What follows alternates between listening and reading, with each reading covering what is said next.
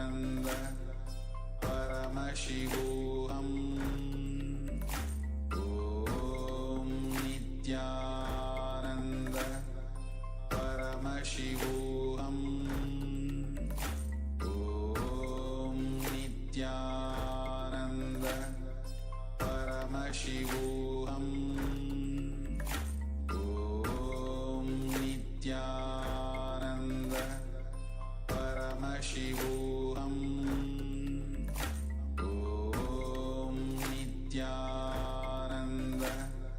Paramashivoham Om Nityananda Paramashivoham. Yes. Now everyone please settle down. If you want to share any breakthroughs you experienced in this session, then feel free to share in the chat what you experienced. And let us all now get ready. We are going to enter into another segment with the Supreme Pontiff of Hinduism. Let us learn how to drop our past and own our future. After this powerful process, let us learn more about the Supreme Pontiff of Hinduism in a short video.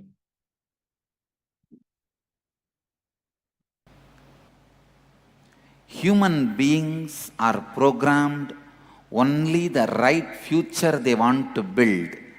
They are not given the power to correct the past. Please listen. You are only empowered to build the future as you want. You are not empowered to correct the past. So the more and more brooding over the past means more and more suffering. You are empowered only to build the future which has no connection with past, which has nothing to do with past. As long as you believe your past has capacity to influence your future, you are in delusion. Human beings are hardwired to build the future as they want, but they have no capacity to correct the past. All the struggling you are doing to correct the past will be failure. You have no power to correct your past.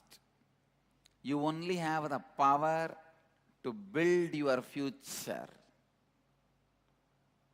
More and more you think about the past, more and more you are going to be in powerlessness. मानव जाति को केवल एक सही भविष्य का निर्माण करने का अधिकार है. आपको अपने अतीत को परिवर्तित करने की अधिकार नहीं है.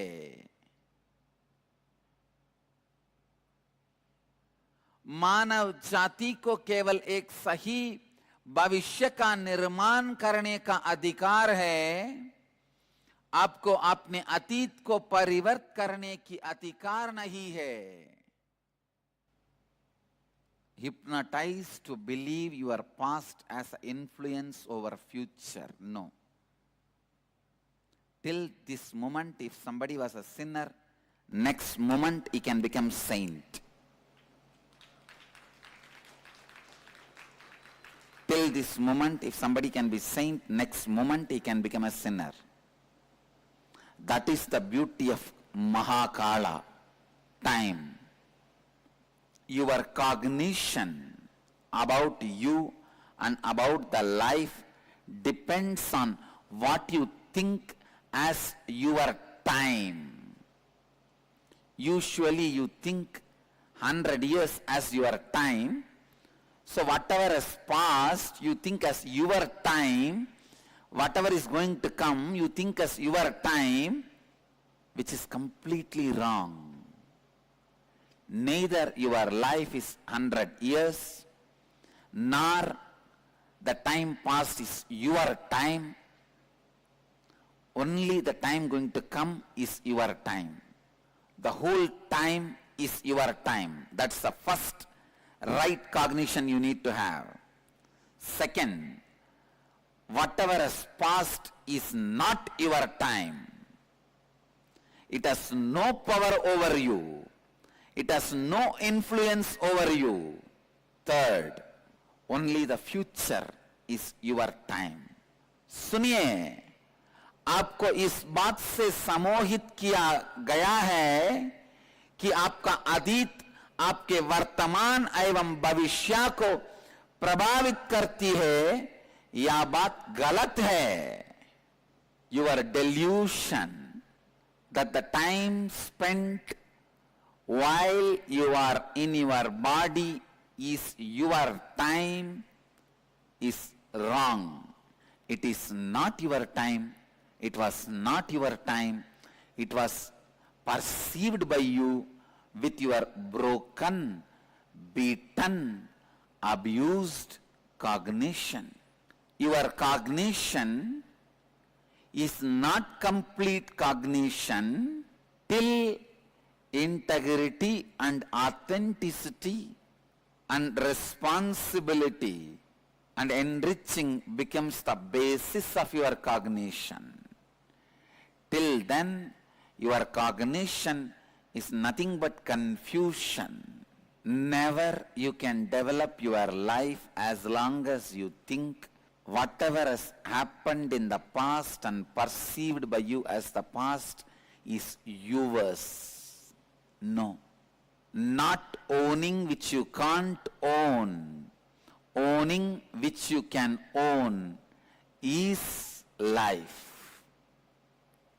Unfortunately, you try to own which you can't own, not own what you are supposed to own. Your future time you are supposed to own, but you don't own. You do not take responsibility for it, you don't own it. You don't take ownership for it. Your past which you can't own, you continue to own continuously. Because your mind teaches you, known is right. Freedom from the known is the real freedom. Just because it is known, don't think you can own. You are supposed to own for your future. You are the owner of your future. You should take ownership for your future. But 90% of your thoughts look in. It is all about past.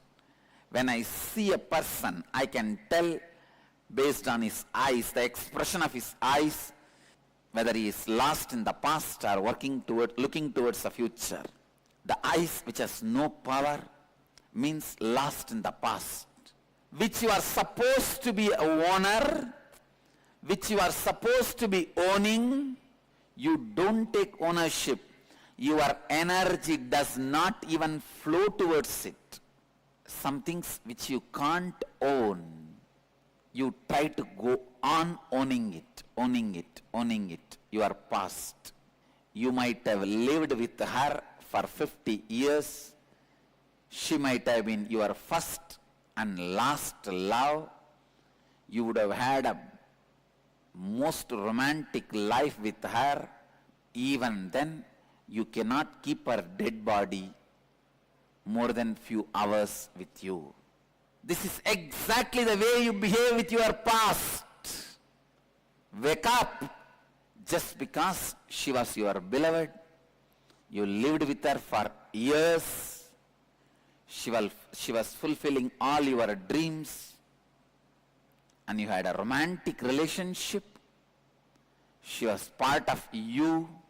and you had an amazing life, love, living together. She was your first and last love. Don't forget the truth. You cannot keep her dead body. Once she is dead, she is dead. You have to bury her body. It is time you bury her body. It is time give a farewell to her. Constantly you trying to brood over about your failures.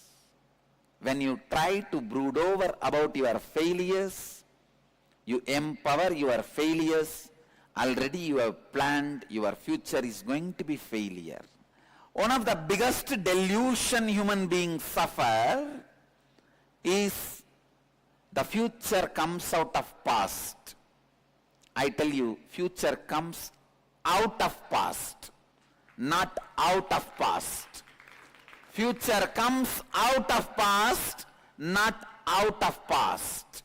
अतीत के बारे में अधिक और अधिक सोचते रहना यानी अधिक दुख, अधिक पीड़ा, आप केवल आपके भविष्य के निर्माण के लिए सशक्त है, जिसका आपके अतीत से कोई संबंध नहीं है। जब तक आप ये मानते हैं कि स्वयं के भविष्य के का निर्माण करने के लिए आपको अपना अतीत सही करना होगा, तो आप भ्रमित है, भ्रांति है, आपकी समझ पूर्ण नहीं है।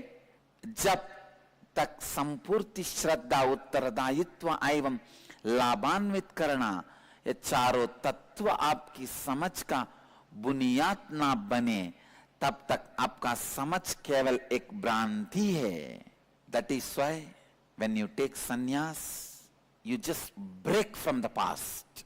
If you are still brooding over your failures of the past, sannyas has not happened in you. The space of sannyas is yet to happen in you. आप समझते हैं कि आप सब कुछ जानते हैं, किंतु आपका मैं सब कुछ जानता हूं, यह मनोभावना ही आपकी असली अज्ञानता है।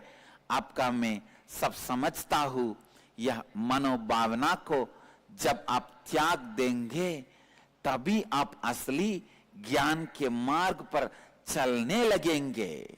इस क्षण तक यदि कोई पापी है, अगले क्षण ही वो संत बन सकता है।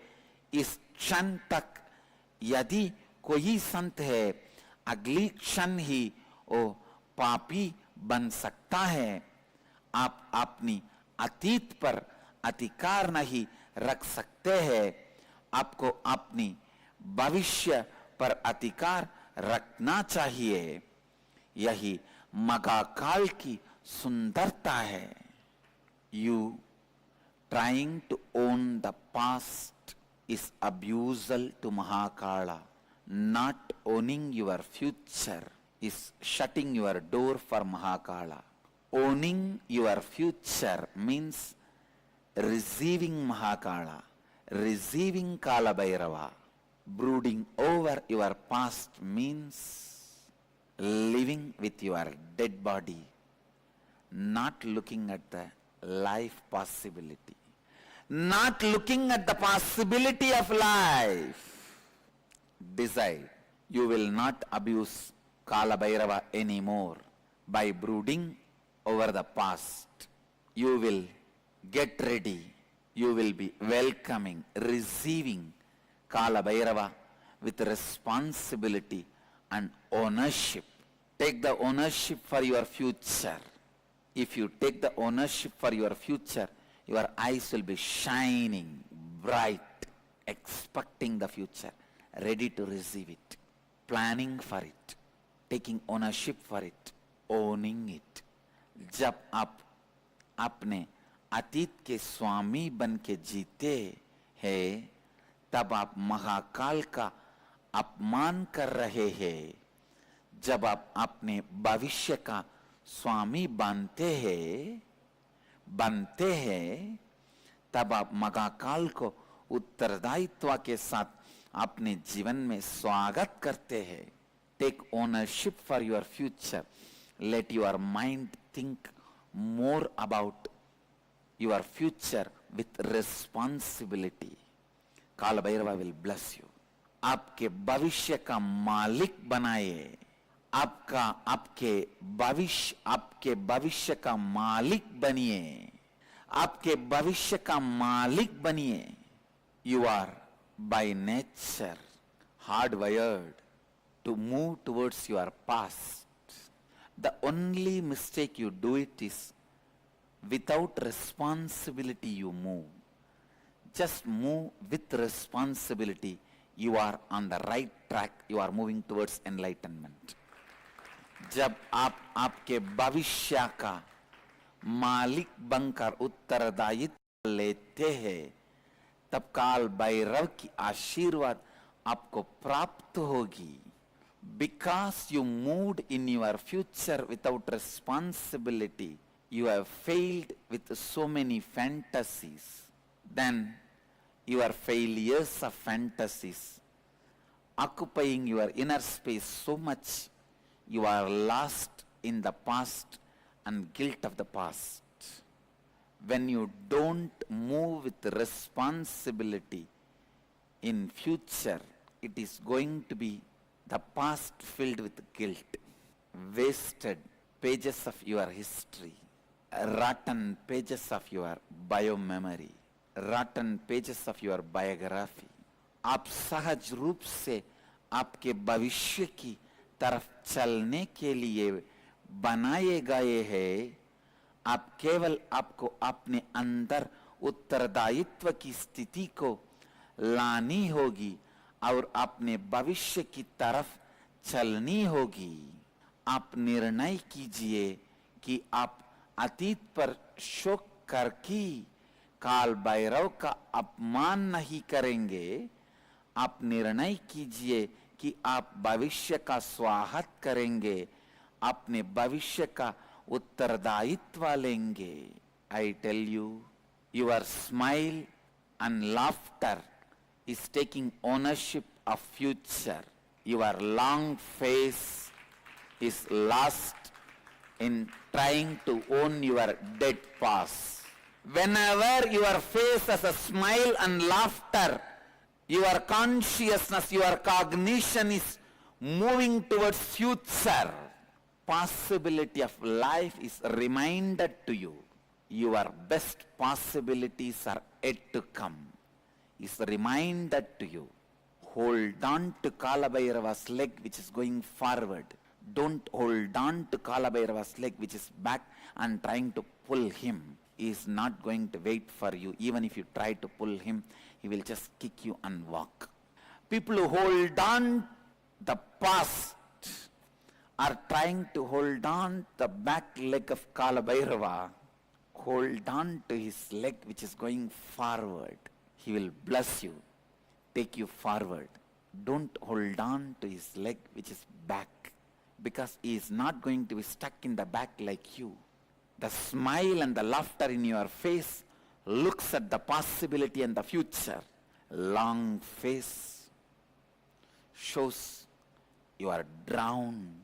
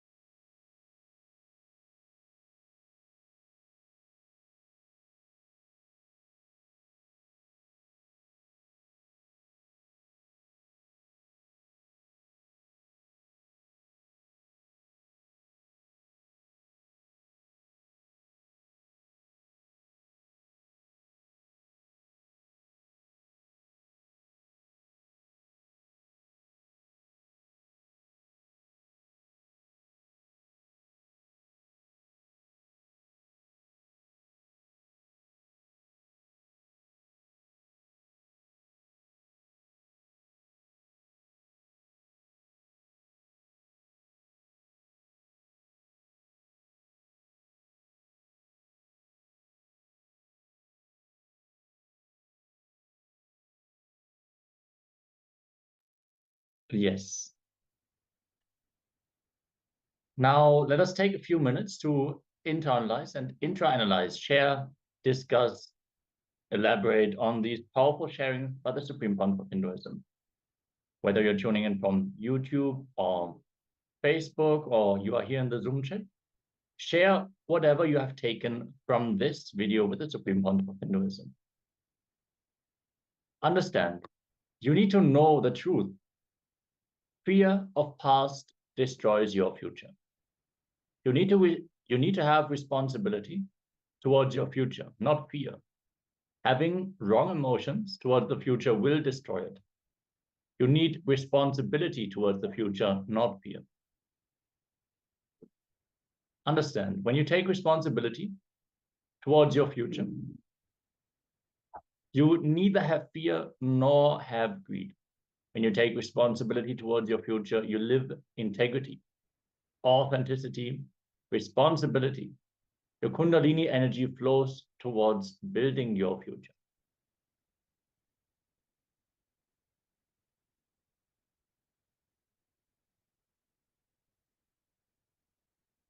Your cognition is your Kundalini energy. If it is fully engaged in your past, you are dead. Building the dead as a future. If you are responsible towards your future, you will neither have fear to think about it, nor have fantasy or drool about it. Let you not waste your inner space by brooding over the past. Let you enter responsibly into your future, plan for your future, taking responsibility.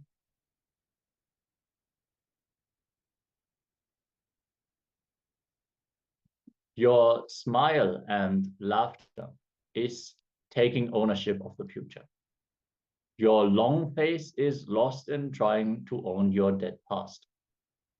Whenever your face has a smile and laughter, your consciousness, your cognition is moving towards the future. Possibility of life is reminded to you. Your best possibilities are yet to come, is reminded to you. Hold on to Kala Bhairava's leg, which is going forward.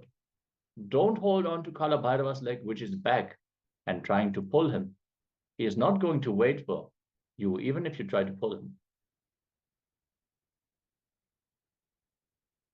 Your past has no future. Future has no past. With integrity, authenticity, responsibility, and enriching, declare, now you will respect Kala Bhairava in the future. From this moment, you will not abuse Kala Bhairava by brooding over the past, which is not your property. You will only responsibly plan for your future, which is your possibility. Neither past nor future is yours. Future is your possibility. So you have a right to think about it with responsibility. Future, if you take the responsibility, it is just a possibility. If not, it is just probability. Anything which is probability is not your property. Fear of your past destroys your future. The past is not dead till you completely disconnect from it. As long as it is hanging attached to you, it has its own effect on you. Work, reduce the weight, then drop. That is the best method to work on the past life. See how on the roadside I have a signboard. Stop, look, and proceed. Same way. Work, reduce the weight, and drop. That is the 3 instructions related to the past. First, work on it. Second, reduce the load of the past on your inner space, your inner consciousness, your inner awareness. Third, drop and proceed into the future. Let us now take a few moments to internalize the revelations from this session.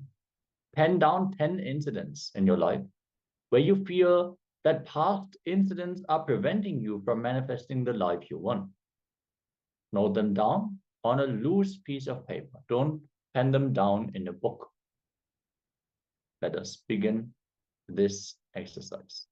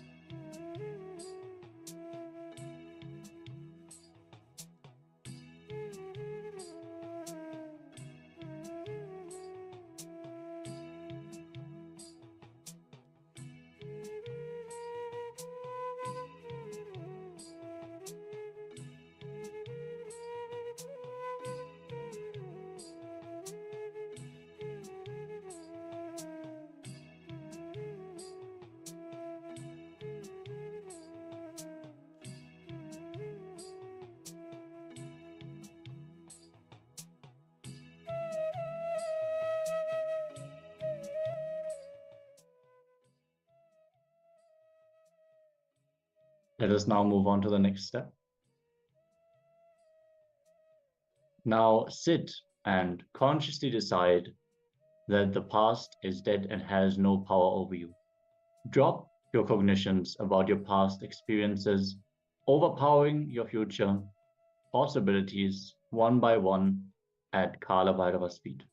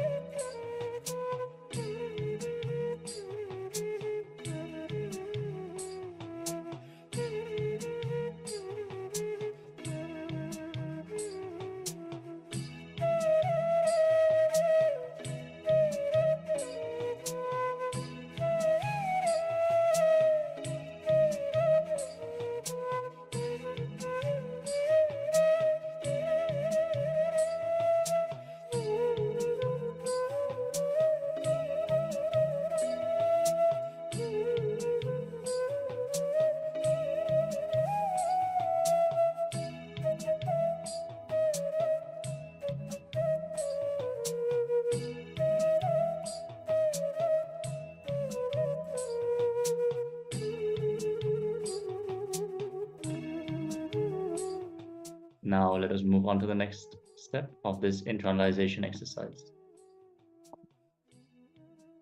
Now take the piece of paper and burn it.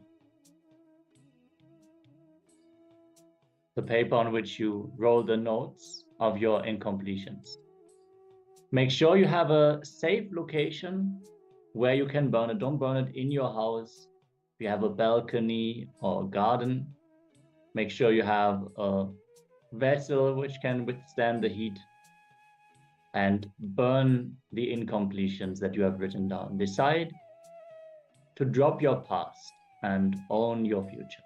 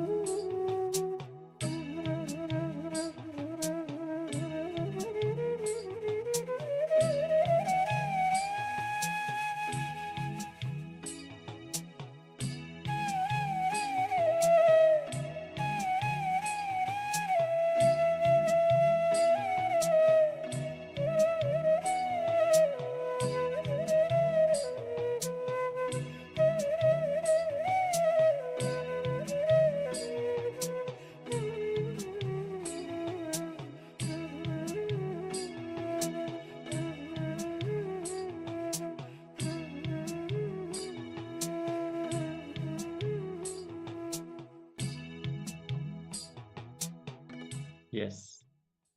I hope all of you got to burn the paper with your incompletions. You drop your incompletions at Kala Bhairava's feet and burn them once and for all. Let us now listen to the Supreme Pontiff of Hinduism as he shares about past life abilities and how they can be reawakened in us. Be in a space of intense listening and restful awareness as we are going to watch a short video.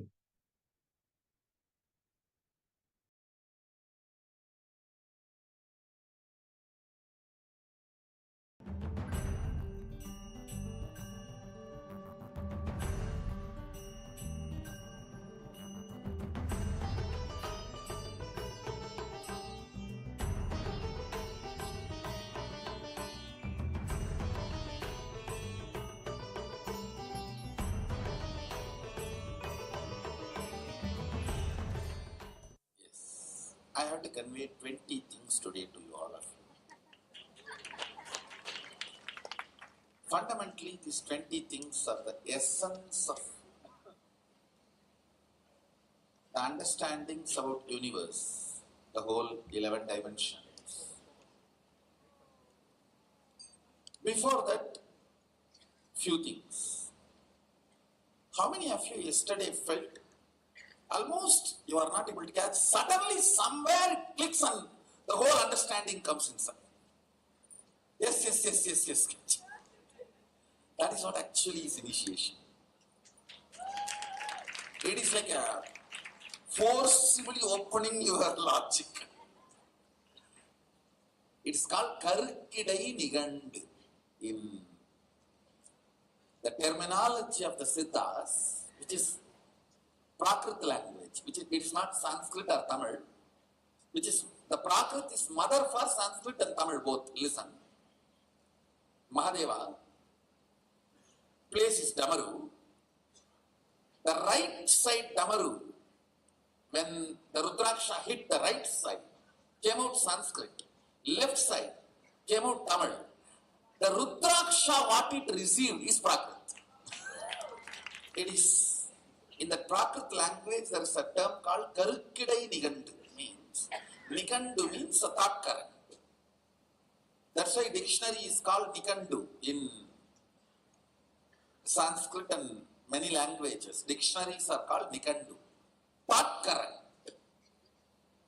Karukidai Nigandu, impregnating you with a thought current. Making your system grasp an understanding to your cognition level, not just intellect. So what I am talking is not satsang, it's not some lecture, it's not some discourse. Actually, even if somebody who is not here, see, if you are here and heard and you watch this satsang, this session again and again, you will understand more and more things. The person who is not here, if he watches this video, will go crazy. Because what I am talking is not at all as per the definition of the great orators. Actually, I don't know how many of you are understanding. I am not even talking coherent. How many of you are catching it? I am not even taking you from one logic to another.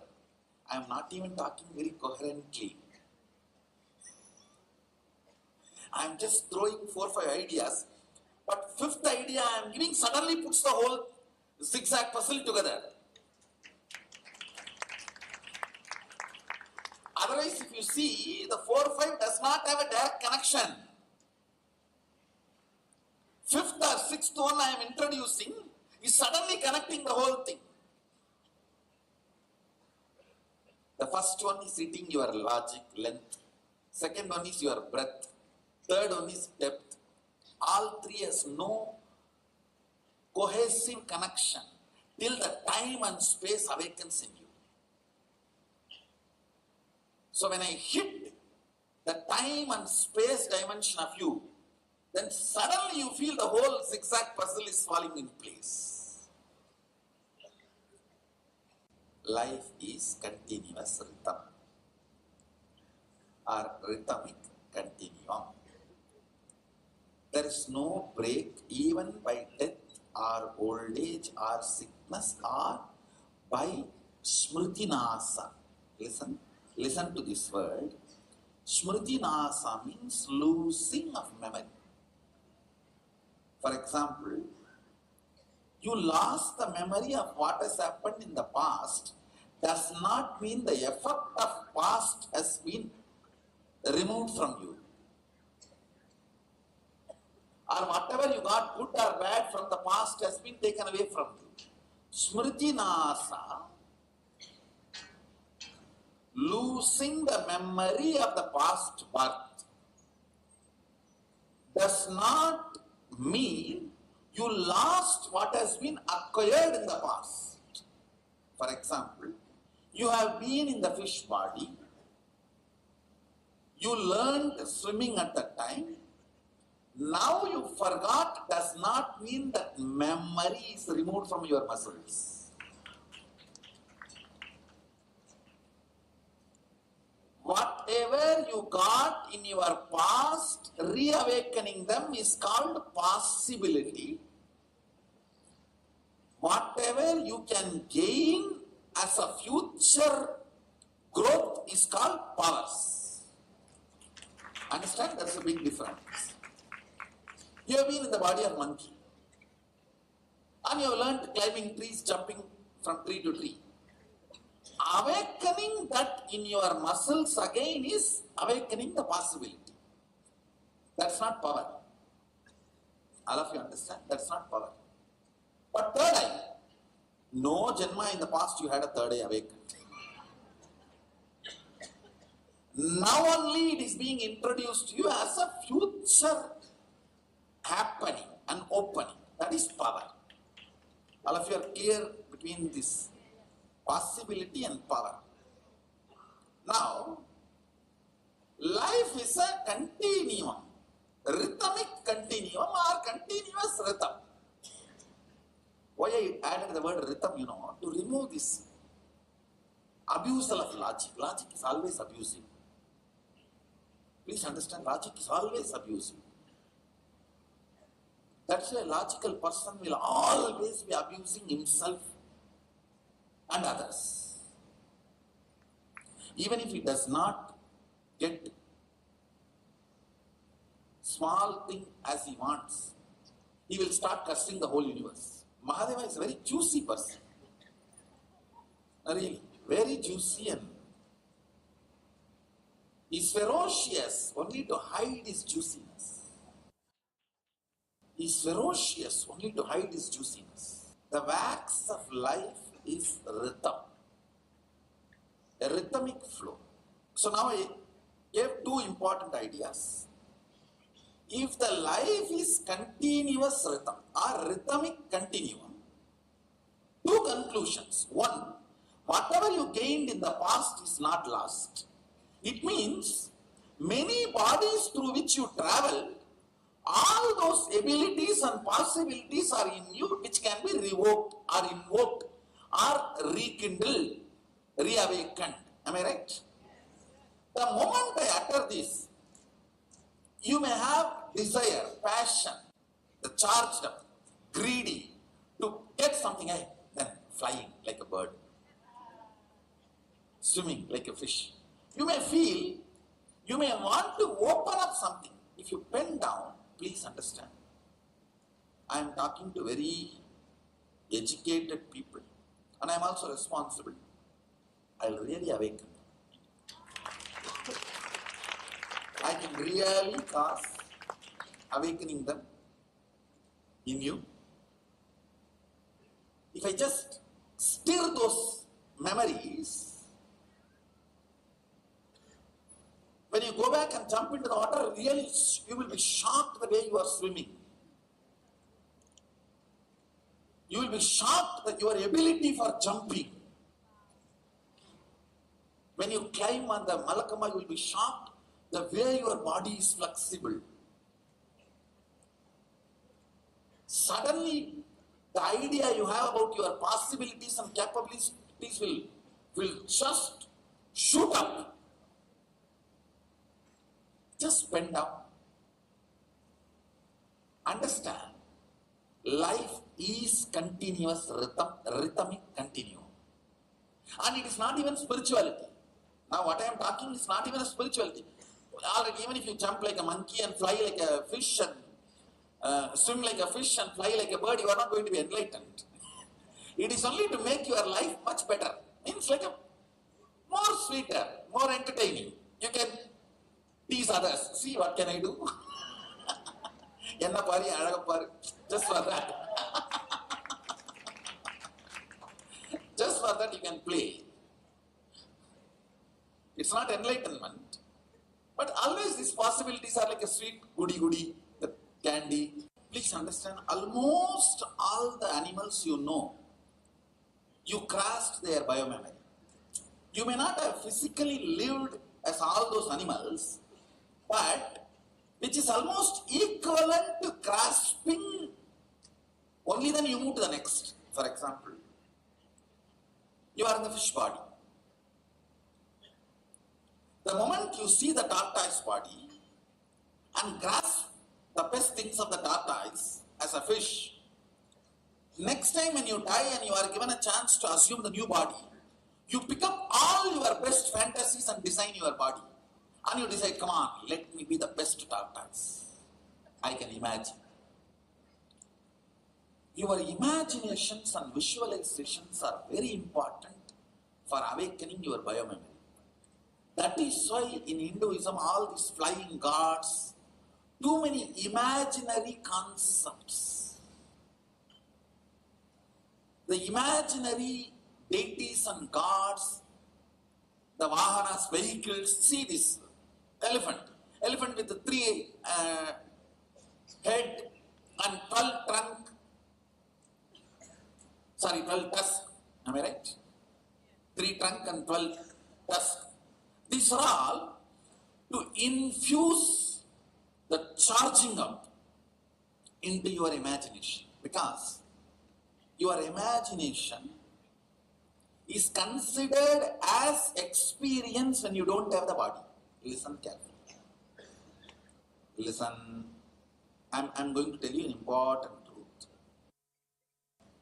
All the good, bad you did for the sake of food, the moment the fire in your stomach goes out, that karma doesn't follow you, it dies. For example, you cheated somebody for food, that karma does not come. The moment that fire in the stomach is dead, means the moment you leave the body, the fire in the stomach is dead, the karma doesn't come with you anymore. Listen, this next statement is the real statement for many people. When your lust fire settles down, everything you have done, karma, for satisfying the lust power, those karmas doesn't come with you. They are left here. Listen carefully. Now, I am not encouraging womanizing.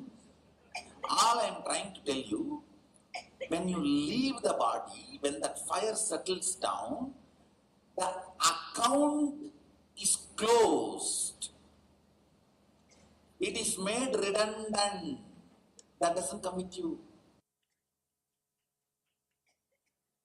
Listen, next statement. As long as you are in the body, imagination is separate, experience is separate, good and bad of this world is separate. Of course, if you are going around and memorizing, yes, after death you will not have a problem, but while you are alive you will have a problem. Your death will be quickened. Because people around you are going to make your life hell. Understand? I am not saying. All I am trying to tell you is I am trying to reveal the cosmic truths to you. When you are in the body, your imagination is different. Means grinding, digesting, manipulating the Swapna Sarira, dream body, is separate from grinding, manipulating Stula Sarira, physical body. So your dreams and your experience when you have this body. When you are dead, you are given an option to assume new body. All 25 states, income, expense, everything is equivalent. Listen. So if you lived 100 years with your wife and 40 years with your fantasy, it will be considered there 40 years of life with this fantasy, 100 years of life with the wife. That is the way it will be weighed. Now only the 100 years you lived with wife is accounted. This 40 years, neither you take it too big, nor it is directly considered anything big. But when you leave the body and plan for further body, all these are presented in front of you equal weight. So, you going to temple and cherishing this bigger, larger visualization.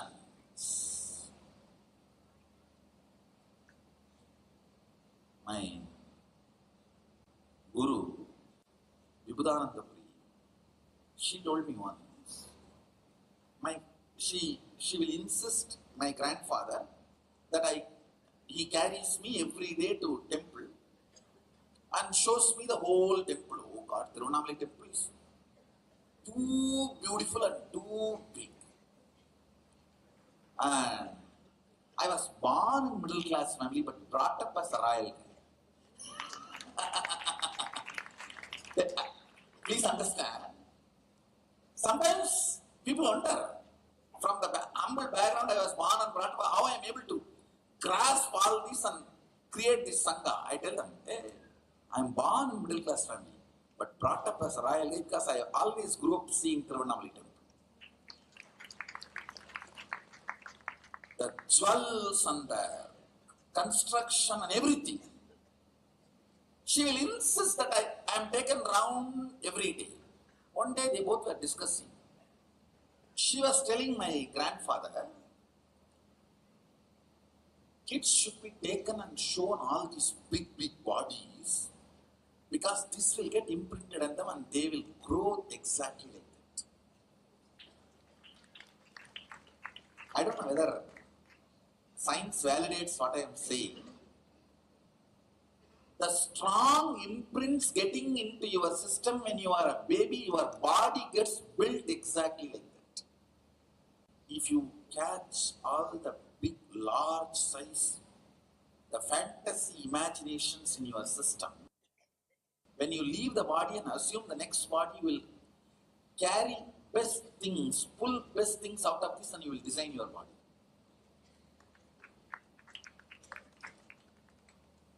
That is why so much of visualization and fantasies in Hindu tradition, that glorification. All this looks like a Harry Potter story. Now, if you few times flow into it and manifest, only then you will understand. How many of you are shocked that you are able to handle somebody else's third eye? Raise your hand. No, if you are experienced it, you will be really shocked.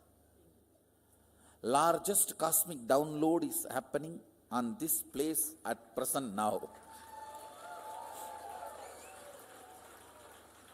Actually, you guys don't know that even now, we are the largest gang on the planet Earth claiming extraordinary powers. Forget about proving, even claiming we are the largest gang. Nobody else is even claiming. No competition. We are the largest number of people, group living, claiming the possibility of the superpowers. Others don't even have a guts to claim. Forget about proving. We have at least guts to put the blindfold and play with it. The possibilities you had means almost all janmas you have gone through.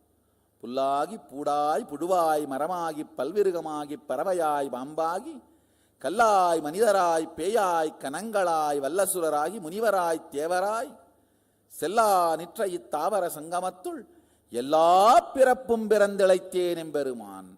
The Manikavasar, a great saint, is using two words. Tavaram Jangamam means moving, non-moving, in both. In both, I have seen almost all possibilities. Janma means not birth, possibility. Janana means birth, Janma means possibility.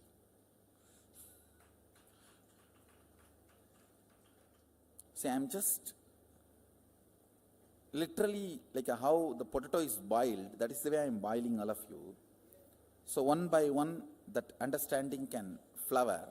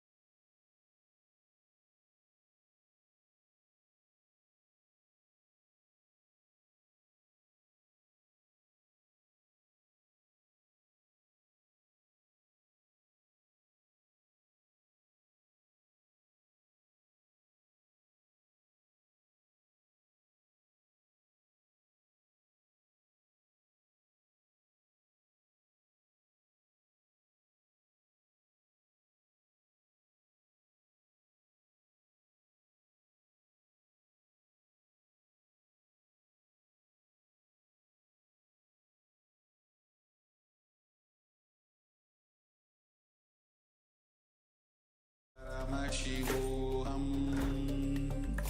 Om Nityananda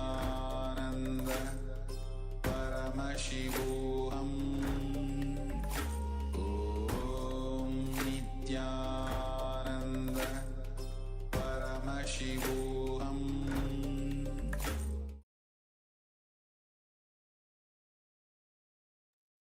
Now let us pen down what past life abilities we would like to be awakened in our body. You can request the Supreme Pontiff of Hinduism to awaken them during the darshan.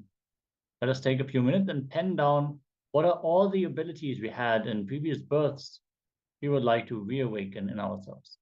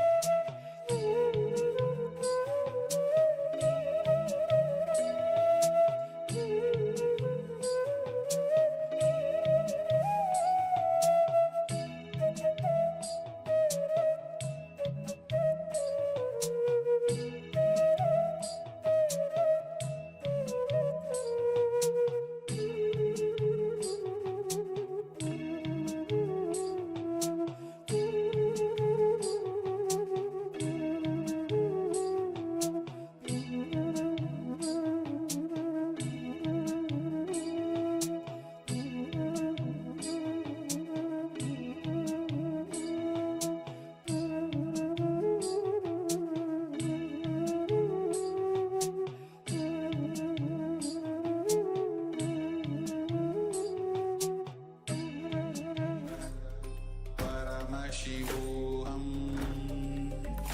Om Nityananda Paramashivoham Om Nityananda Paramashivoham Om Nityananda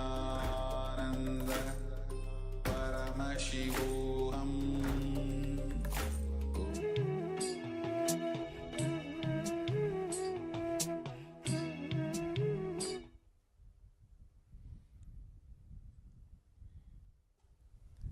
I welcome you all with my love and respects.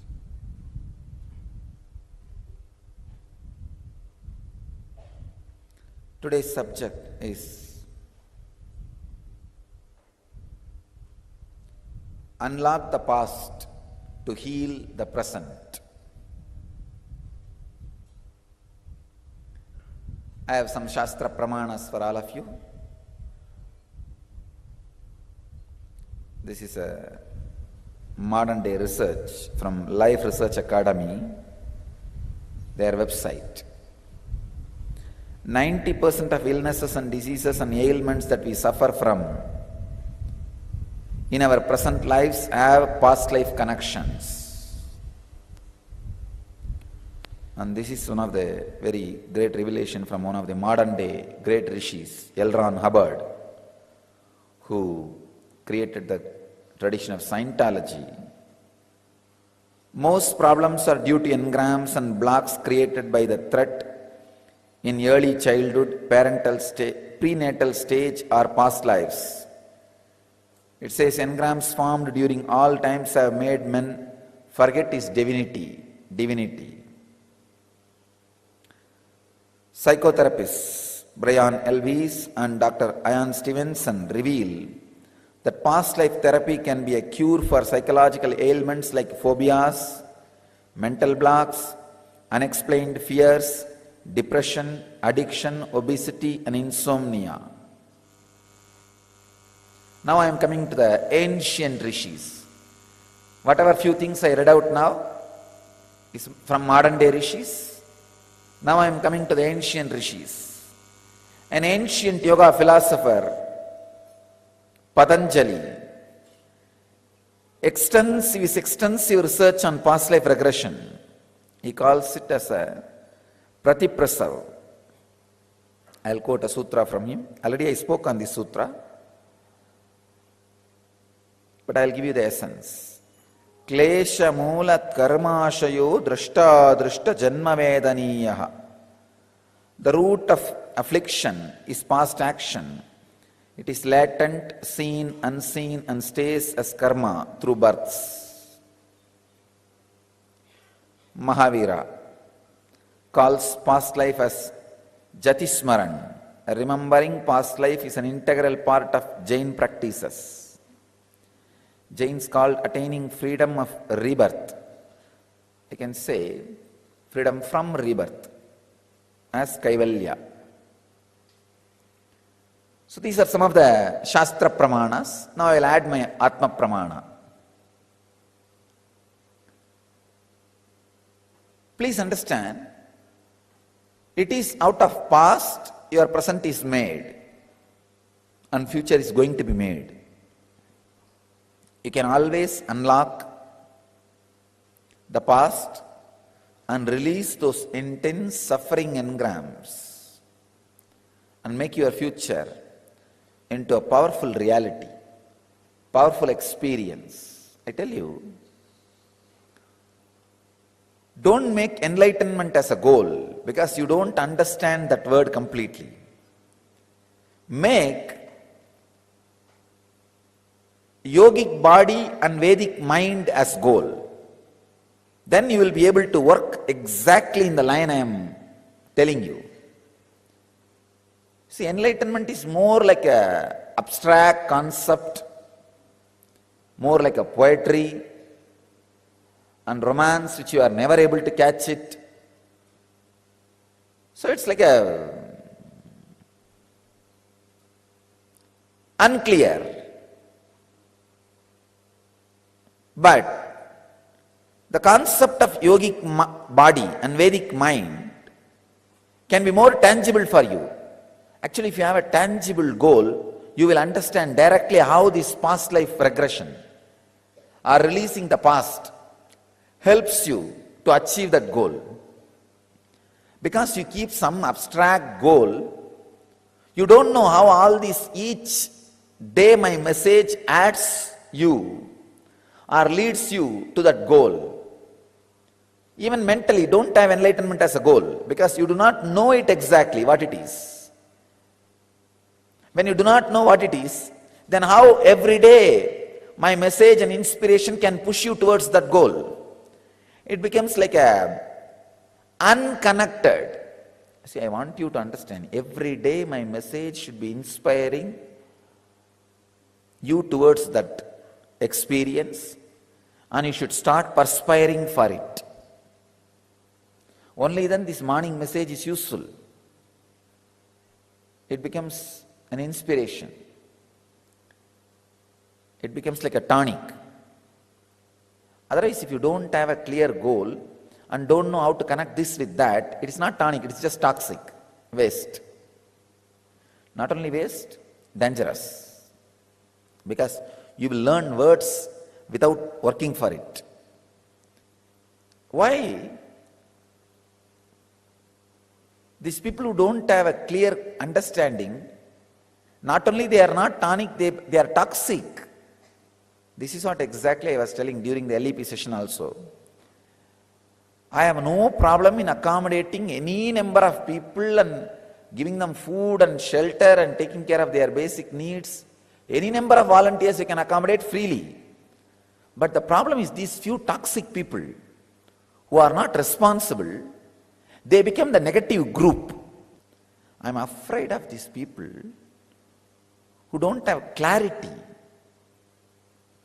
having some abstract ideas and unable to collect their daily life with that abstract ideas.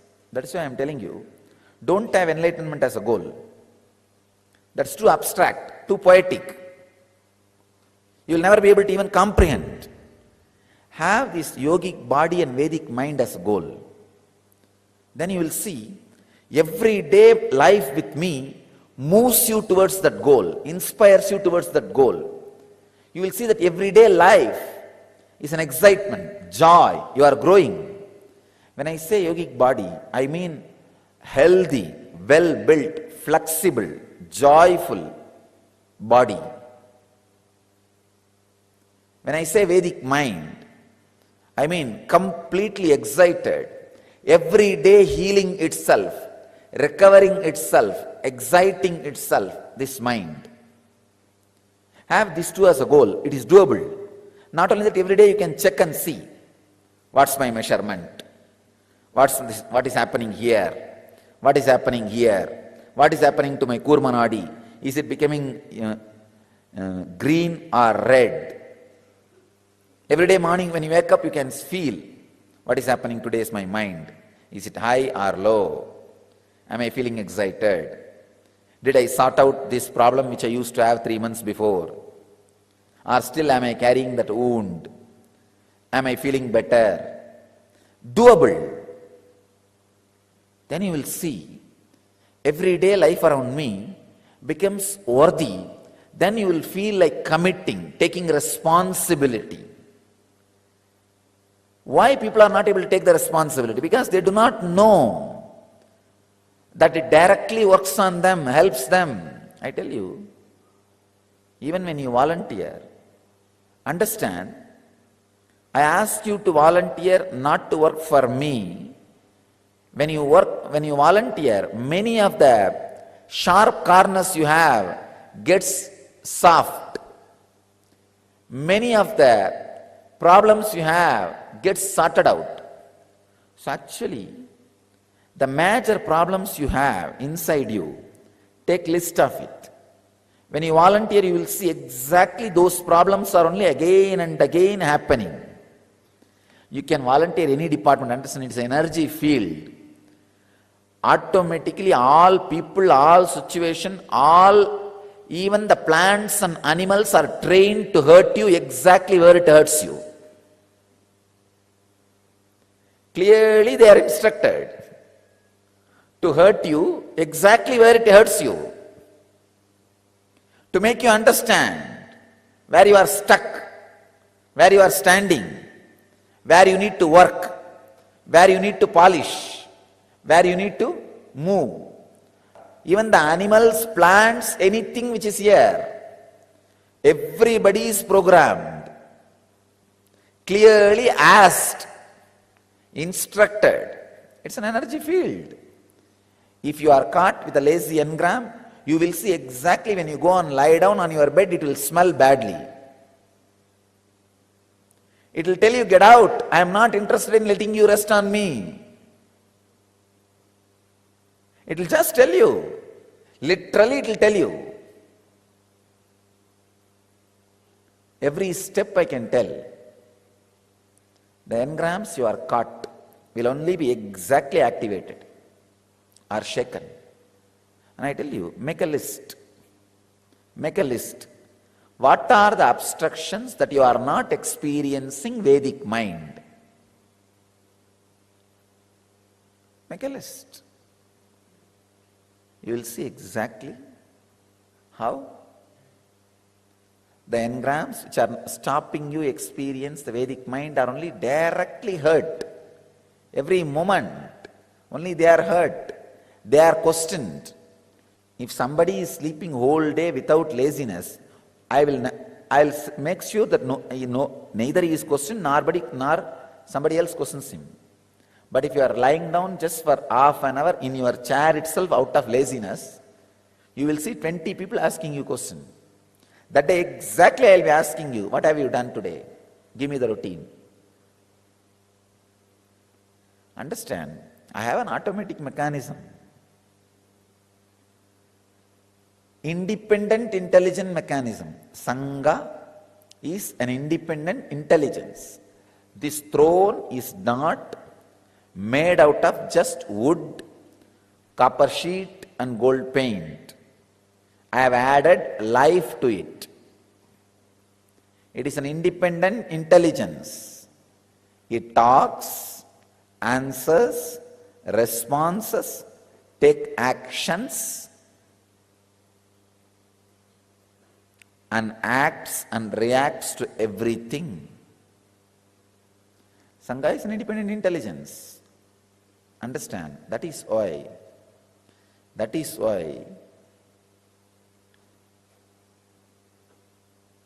exactly the engrams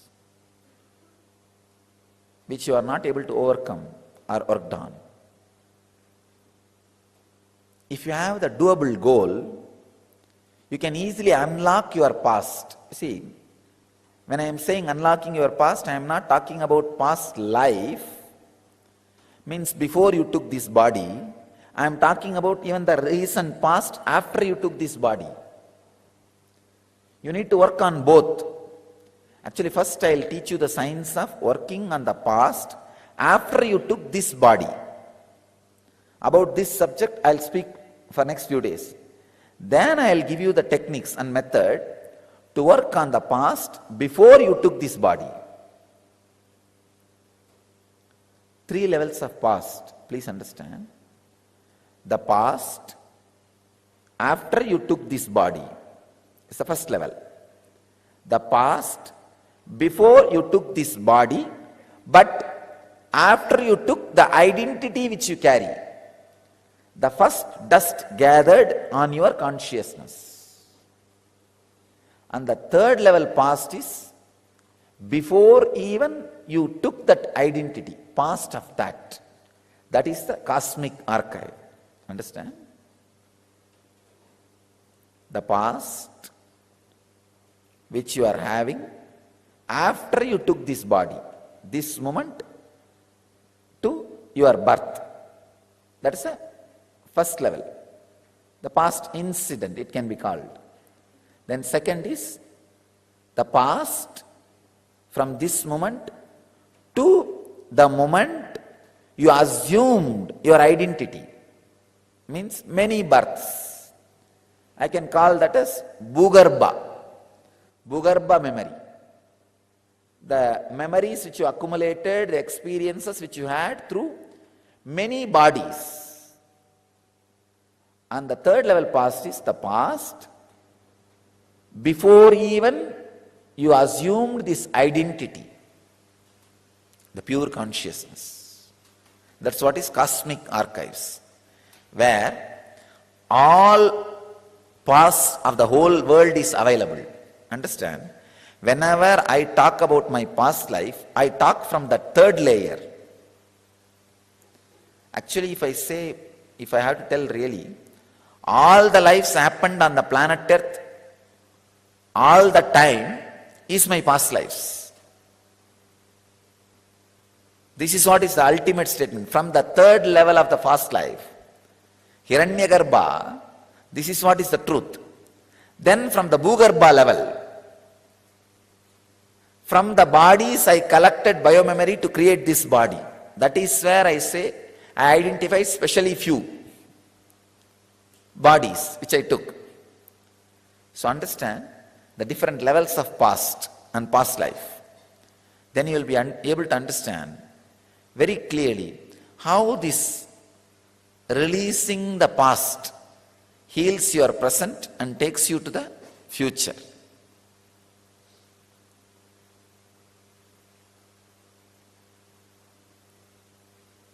First few days I will talk on the past you are carrying after you took this body. Shiva Sutra also gives a very beautiful technique. If you just sit and even remember so many of those blockages associated with those memory will leave your system through the Kurmanadi, through the body. Understand? Just simple remembrance. Actually, simple remembrance will lead to reliving. Reliving will automatically relieve the engrams which you accumulated unnecessarily, the blockages which you created unnecessarily.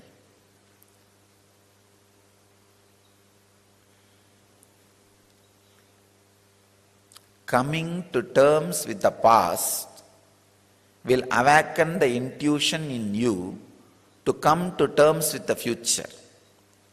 Most of us are afraid of our intuition.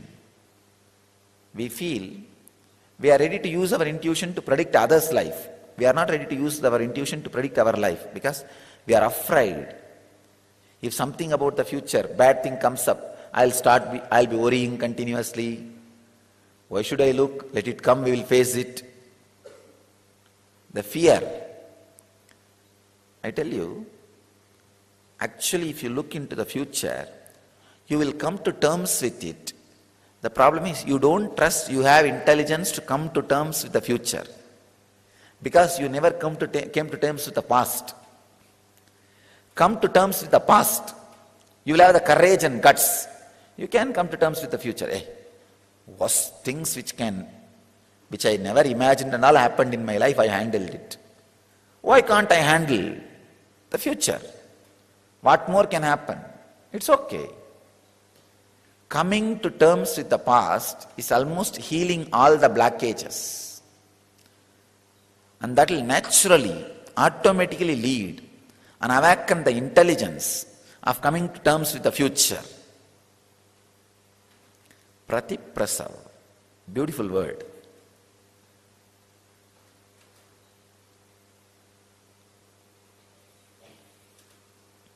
Come to terms with the past by constantly doing the past life regression.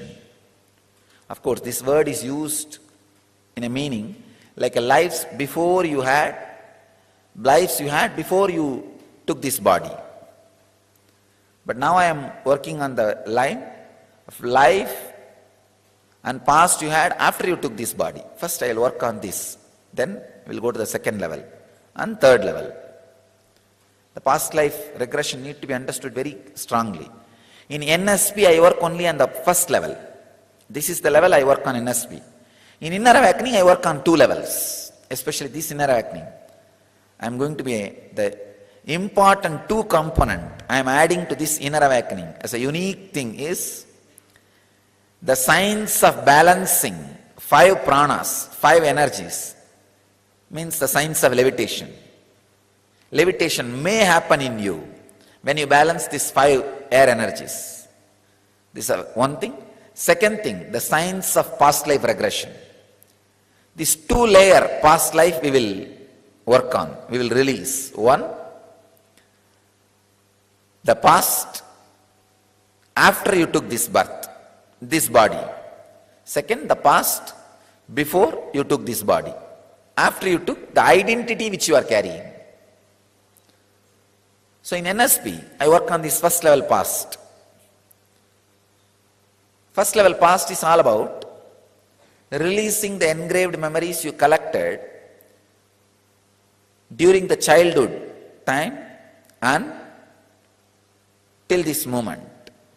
Working on that, reliving and releasing various catharsis methods. Boiling your muscle so that it can just leave your system. And using cathartic methods so that completely it can disappear from your system. The system, life, can become more intelligent, more alive, learns to live the whole thing, learns to radiate the whole thing.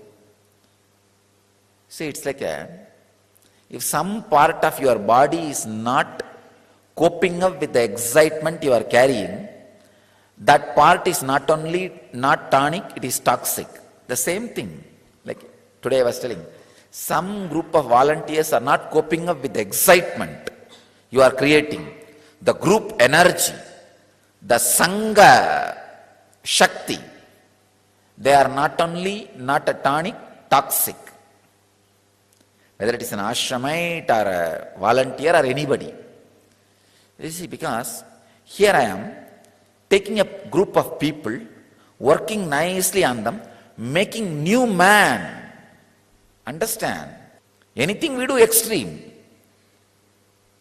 When you sit, no questions asked, be silent. When you do puja, no questions asked, melt down. When you work, no questions asked, be like a ghost. When you do anything, you are asked to be in extreme,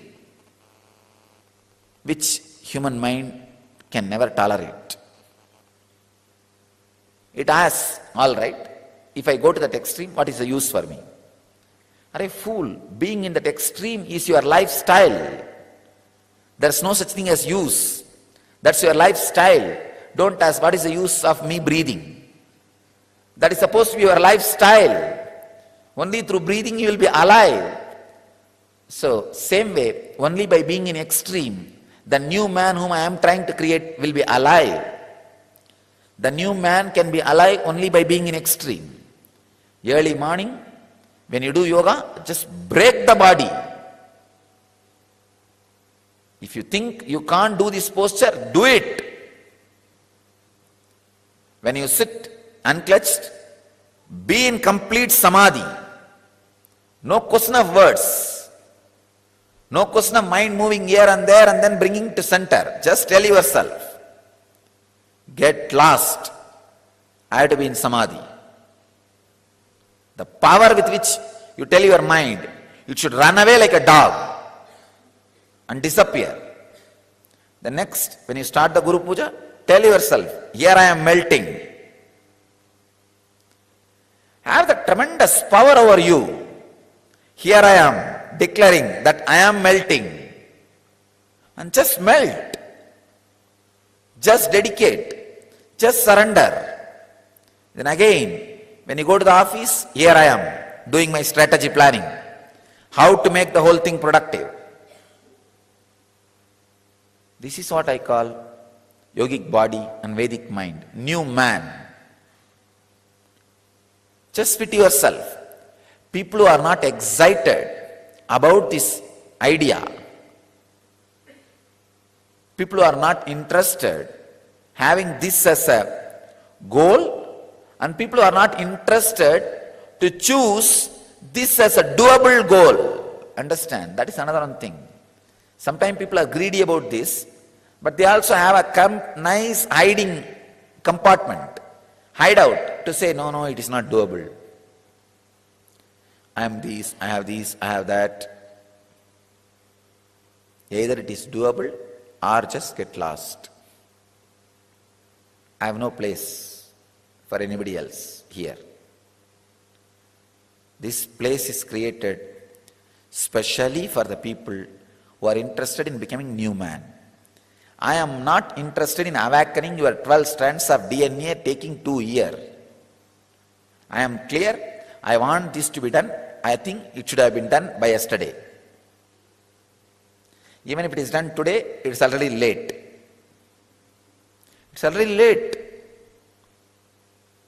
So be very clear. I want this urgency to be felt by people. That can happen only when you have a doable goal. Means clearly seen, measurable. So enlightenment is a poetic goal. Forget about it. That will happen. That will happen. Let that be a side milestone in your journey, not a goal. Let the goal be yogic body and Vedic mind, where you are able to measure all the measurements. Yogic body means you can measure how flexible you are, how strong you are, how healthy you are, how graceful you are, how your dimensions change. Take up this as a goal. Take up this as a goal. For yogic body, Nirvana Kada. For Vedic mind, constantly chewing the words of the Master, Smarana. Chewing the words of the Master, digesting the words of the Master. Anything you do, bring at least 2-3 contradicting points of the Master. Please understand. When you make any decision, you can easily pick up my contradicting points. Don't talk for one side. See, about any idea, you can have 10 contradicting points from my teachings. If you have heard enough and perfectly, for example, food, you can have a point of me telling just fast and die. Or you can have the same, from my own words, you can have the point to eat as much as you want, as long as you can, how much you want. You will have both points from my own teachings. Bring those self-contradicting points and fight with them. That is what I call chewing. Please understand. I am defining smarana, manana. I am defining manana. From my own teachings, the subject you are supposed to decide, the decision you are supposed to take, on that subject, bring self-contradicting points. You may think, what is going on? Actually, after you bring those self-contradicting points, you will see very clearly which is, this I know, I am cheating myself. This I know is teaching for me by Swamiji. This is what I call Viveka. The Viveka needs to be kept alive, sharp, to experience the truth by yourself. But the problem is, if you don't do this self-contradicting and clear manana, you will pick up self-contradicting point 1 or 2 and keep it to answer me. I have seen sometimes people giving very intelligent answers, using my own words against my own words. They will use my own words. Very nicely they will quote to attack me. It means you have not done manana. You are cheating yourself. When the manana is done, means when you bring self-contradicting points and analyze, spend time with it, you know, oh no. This is told at different point, different situation, different way. This is told at different point, different situation, different way. No. I know this is the right, this is the word for me from Swamiji for this situation. The fellows who have done this manana never use my words against me, never try to cheat. Because they don't cheat internally, they don't know how to cheat externally. But whoever cheats me externally, I know they are cheating themselves internally. They take my various judgments and use it in wrong places. Understand?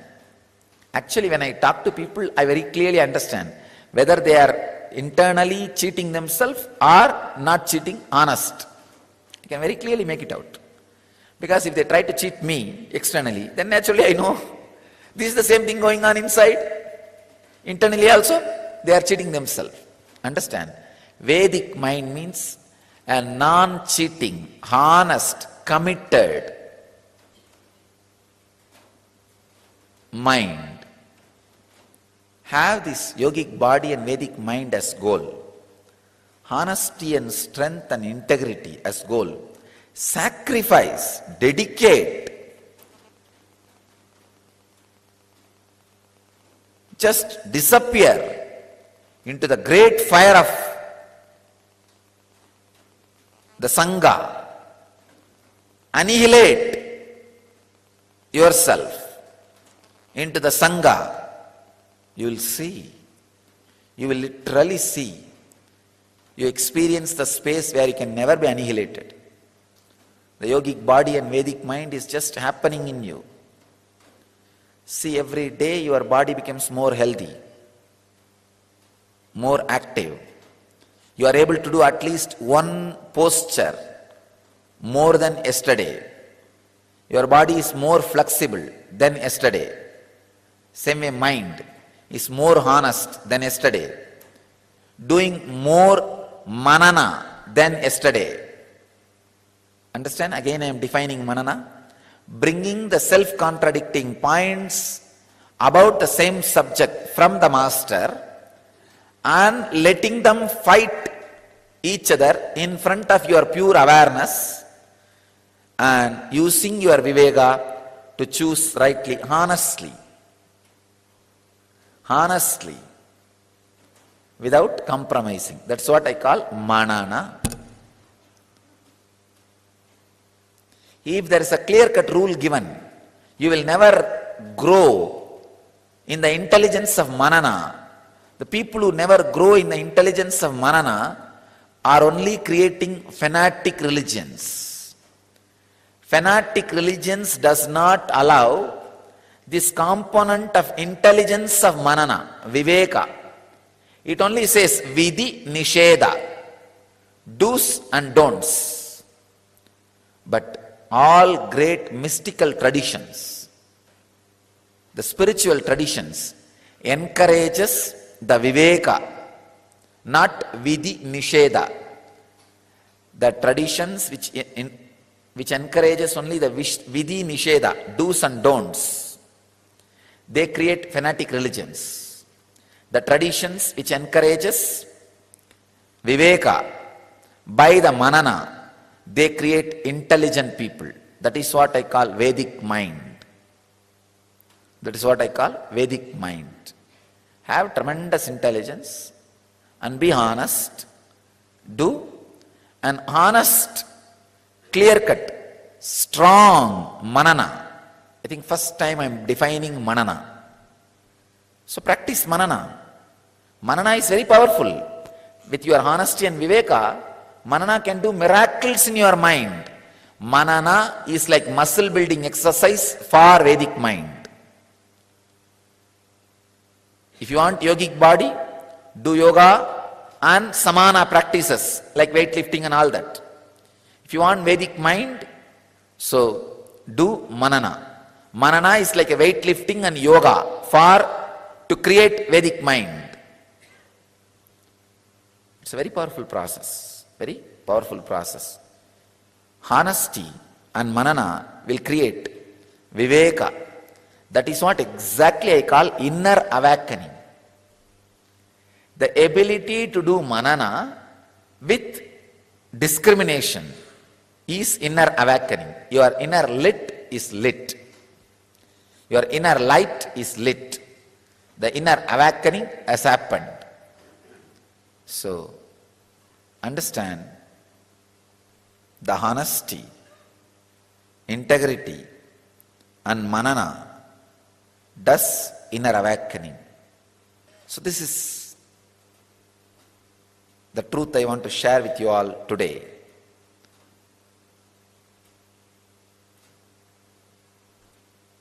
Bring manana into your life, relive the past and relive it, awaken the inner self. Let you all achieve and radiate the eternal bliss, achieve and radiate enlightenment, live, experience, achieve, radiate the eternal bliss, Nityananda. Thank you.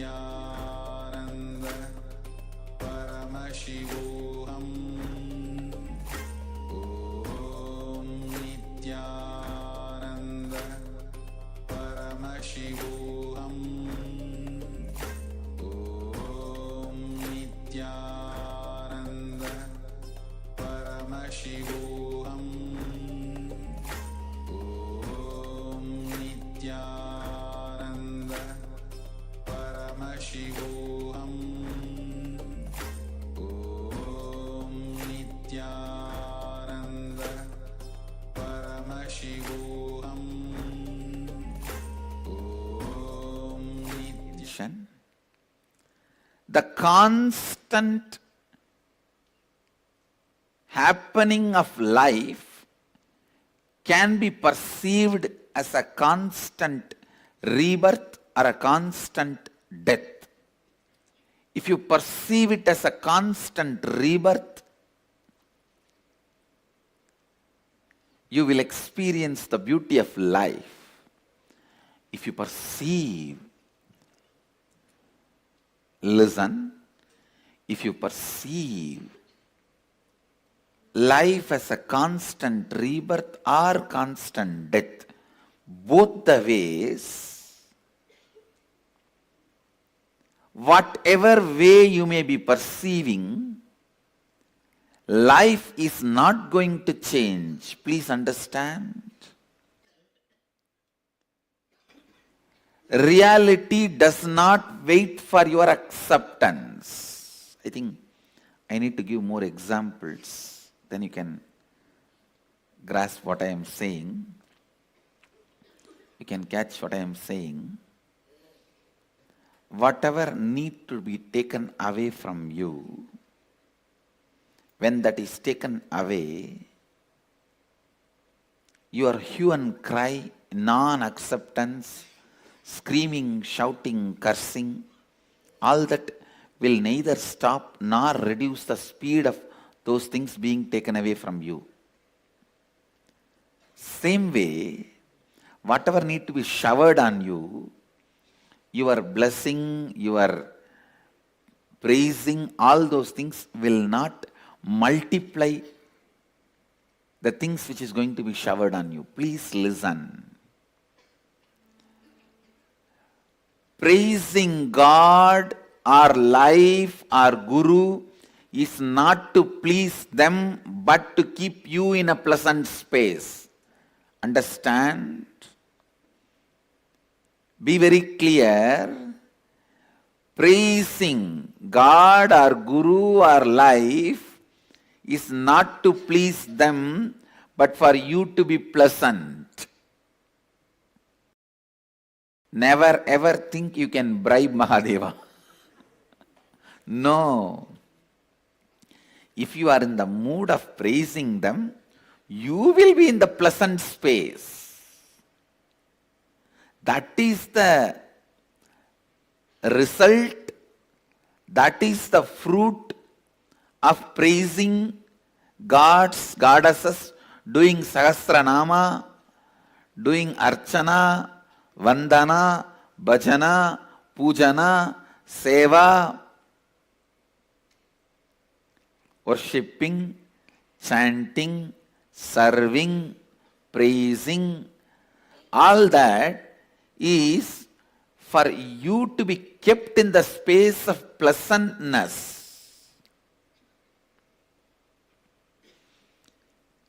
Bribing Mahadeva is not possible.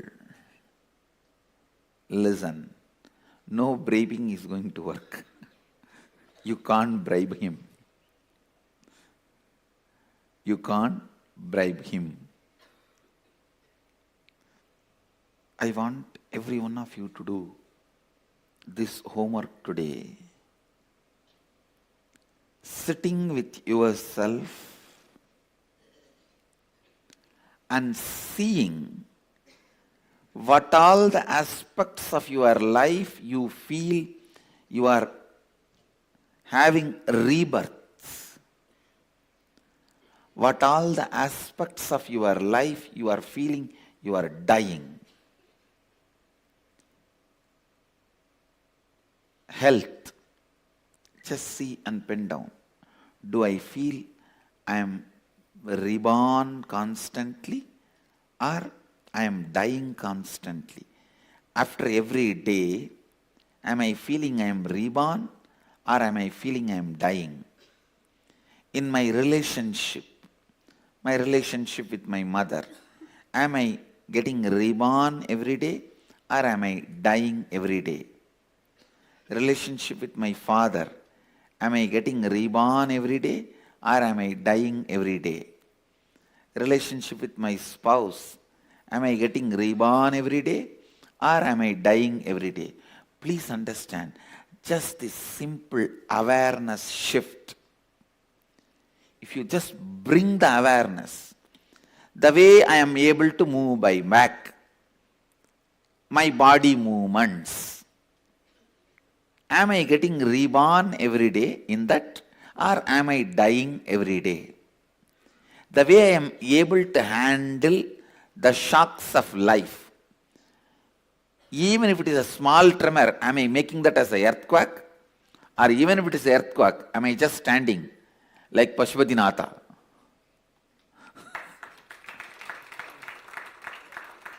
Understand, I want you to know, such huge tsunami, not a single temple got washed away. In India, that big tsunami, it is shocking because Tiruchendur, Kanyakumari, and all those places, every day wave touches the temple compound. Suddenly, in those areas, ocean is withdrawn. Not a single temple got destroyed.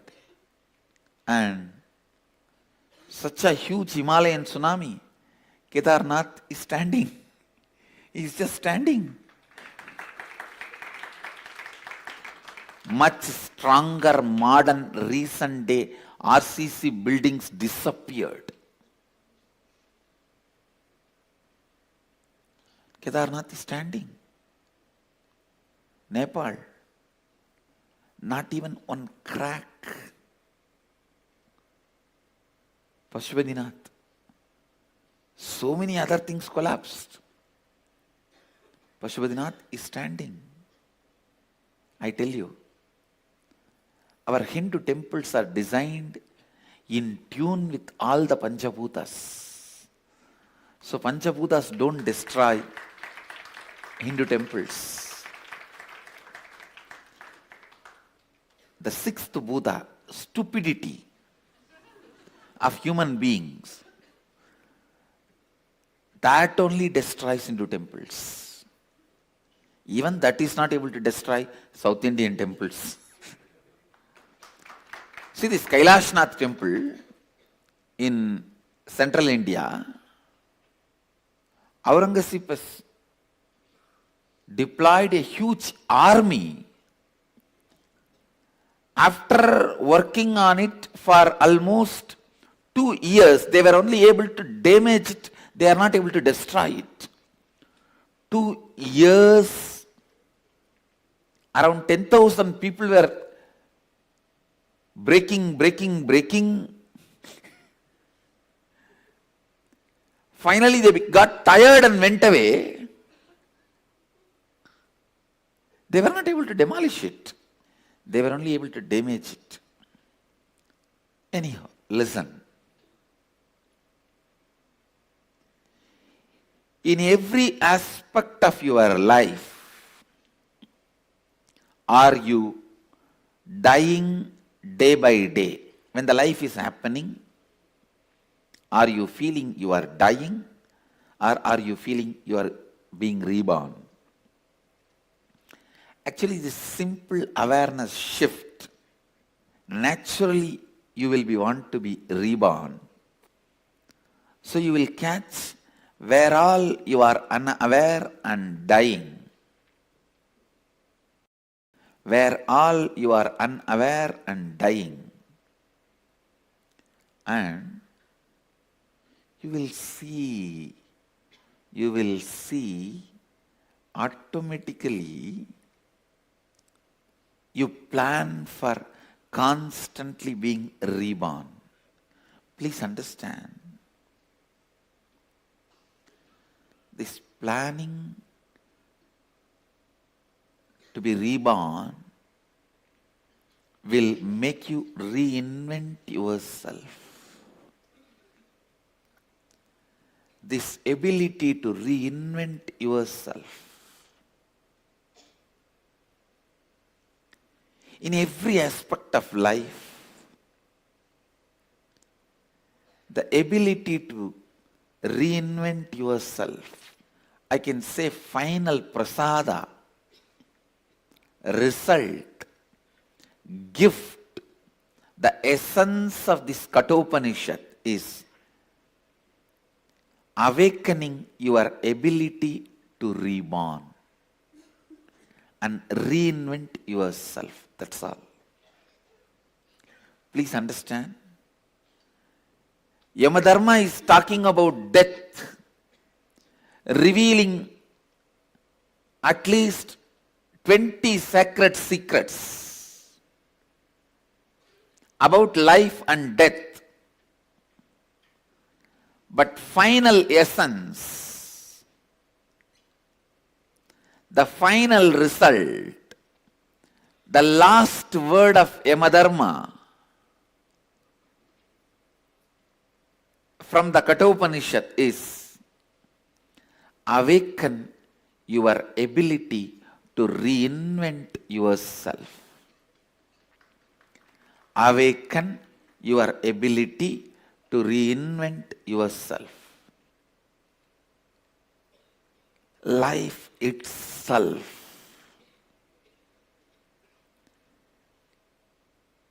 whether you want your health, you want wealth, you want joy, you want bliss, you want contentment, you want completion, you want relationships, you want enlightenment. Life itself, it is just the science of reinventing yourself. If you know how to reinvent yourself in the same body, you will know how to reinvent yourself when you leave the body also. Ability to reinvent yourself even when you leave the body is conscious birth.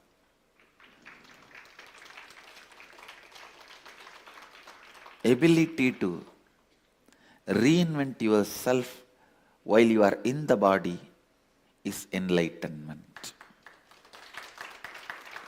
Listen. Constantly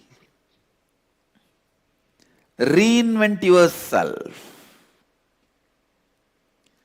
For the reinvention, the first thing you need to do, you should be capable of dropping the past as past. Past has no meaning to you other than making you understand it has no meaning to you. Understand? Past has no meaning to you other than making you understand it has no meaning to you. I tell you, the only lesson you need to learn from past is don't be affected by it. And with all my responsibility, I am telling you, there is nothing good you need to learn from past.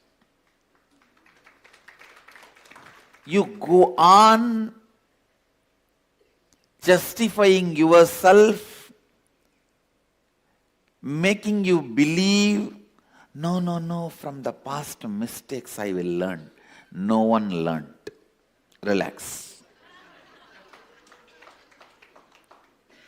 No one learned. Relax. It's a stupid illusion, delusion. In the name of, I will learn from past mistake, you want to go on be brooding about it? No one learnt it. Relax. No one built Taj Mahal for love. Even Shah Jahan did not build for love. It is stupid theory being invented. The amount of lies told about Indian history to us, oh God. The amount of lies. If you carbon date the door of Taj Mahal, suddenly it says 1,000-year-old. And these fellows go on pushing us to believe that Taj Mahal is built by Shah Jahan. Is there no limit for stupidity? And there are tons and tons of evidences. It was Shiva temple. When some researchers, scientists, archaeologists try to reveal this, he is silenced brutally. Anyhow, let us come back to Kathopanishads. Listen, ability to reinvent yourself. Ability to reinvent yourself.